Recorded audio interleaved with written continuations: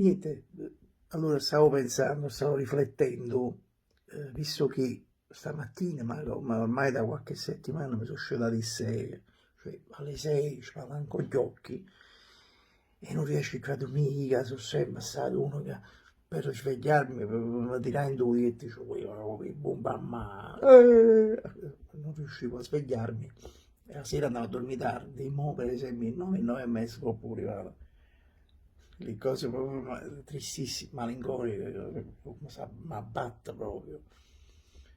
E stavo pensando, quando poi ricominceremo a lavorare, che penso che più o meno poi verrà un momento nella vita che uno ricomincia a lavorare costantemente in teatro, a fare spettacoli live, serate.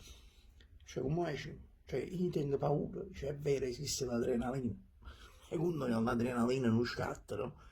Cioè, magari vediamo su un coppo palco, per esempio, tipo arrivate alle 16, mancano un quarto, no? Che sarebbe all'inizio più o meno a metà del primo tempo, il primo atto, date un biglietto a due e voi lo pubblicate, fa, oh, ma non si scende. Ma non è che è una cosa che può capitare solo a me, tengo paura che può capitare pure a tanti attori di teatro, quelli che fanno i grandi attori, no? Tony Servillo, per esempio, attore grandissimo, lo stimo tantissimo. Volevo dire, signor maestro Antonio, state accorto, cioè nel senso, per le buone Servillo, questa grande personalità del teatro, mentre stava nel meglio della sua arte, per le buone, se lo picchiò lui, oppure mentre stava là, nata in scena, e una fa, Tony, Orlando, che lo, si è dato pigliare, come si è dato un caffè, si è detto a quello che la faccia,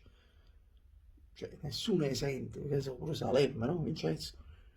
Cioè, tu come sei messo a suono? Cioè, come farai quando cominceranno le donne a dare a pigliare? Cioè, ma a quell'ora, o a me cominciare il spettacolo prima, che uno in no ha fatto a sta a mettere un coppo di non lo so.